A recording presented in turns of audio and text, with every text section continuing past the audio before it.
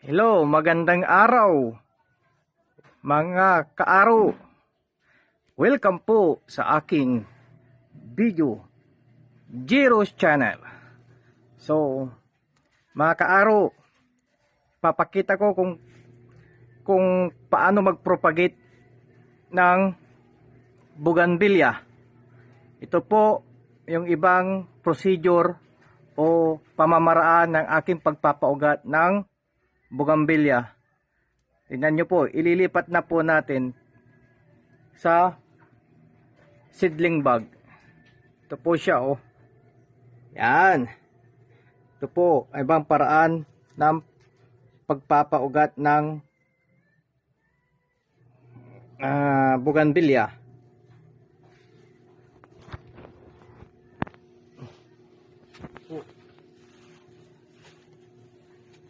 Yari, wala yung ito. Dari. Ito. Ginawa mga ano lang to. Kulang isang buwan. Ito lang gagamitin, plastic na transparent.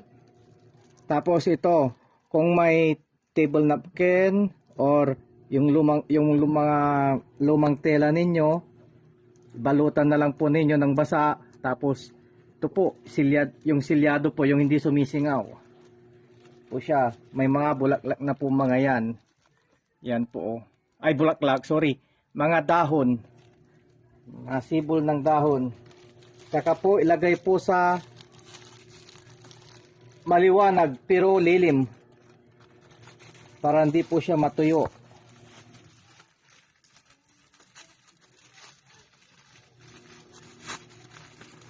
Siya, mga kaaro.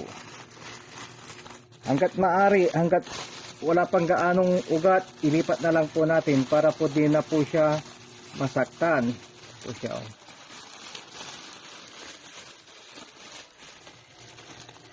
Po siya, oh. Nagmubold na po siya, oh.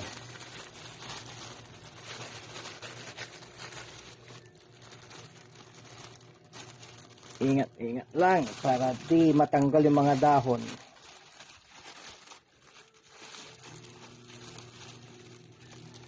So mga kaaro, tingnan natin yung ugat.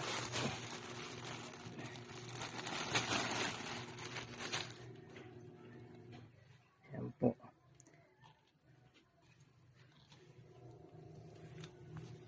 Ito po, natulo pa yung tubig mga kaaro.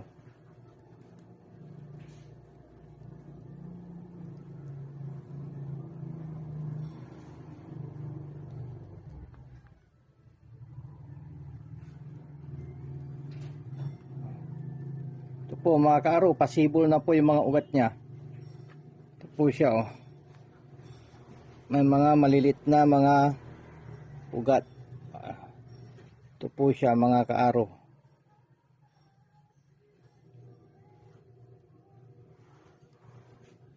Yan.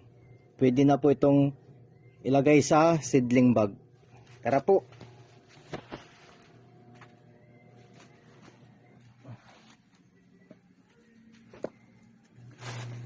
Ito po, tulad ng sinasabi ko, ito po palagi yung loam soil, carbonized rice hull, saka rice hull, at animal manure ang mixture ng aking garden soil.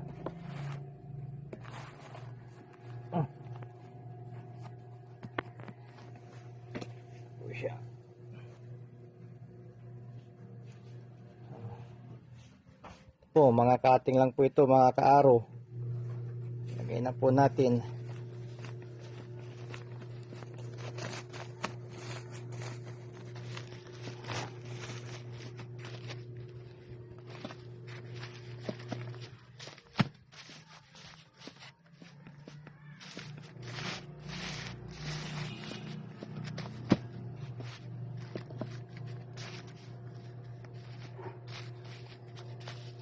Ito talaga itong bougainvillea medyo sensitibo po ito, masilan.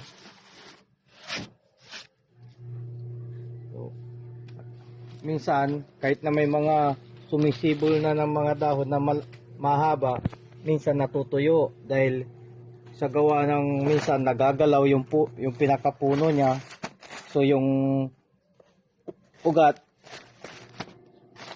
nasasaktan o napuputol pagka dumidikit na sa lupa.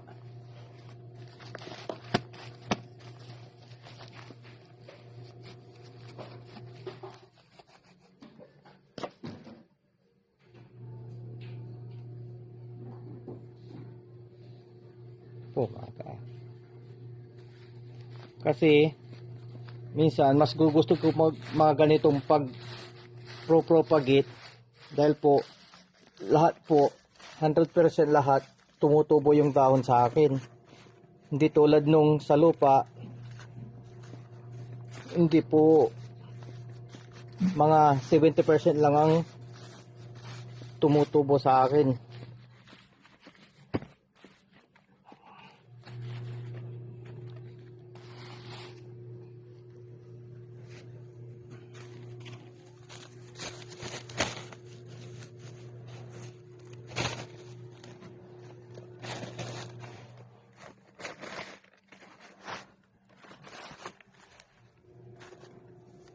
Kulay dilaw po ito mga kaaro.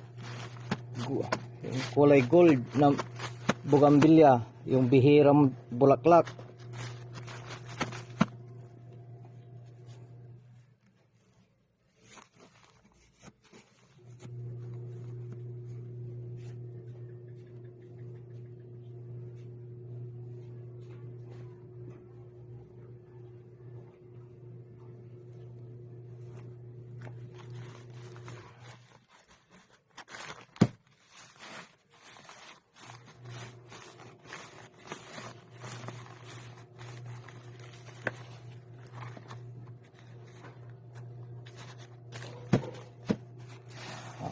Nakatatlo na tayo mga kaaro. So ito pa, ilalagay ko pa po ito.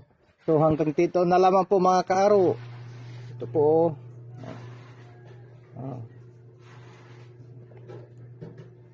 Kita nyo mga kaaro. Ito.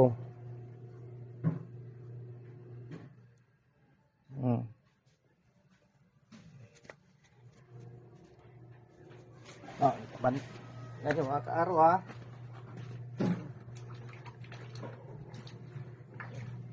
Ipapakita ko po sa inyo yung ibang pamamaraan ng aking pagpapatubo, pagpapaugat ng bougainvillea. Tignan nyo po, oh, natutuyuan po siya. Ito, mga marigold po yan, oh. Oh, mga marigold. Ito po siya, oh. Ito. Pero natutuyuan po siya mga kaaro.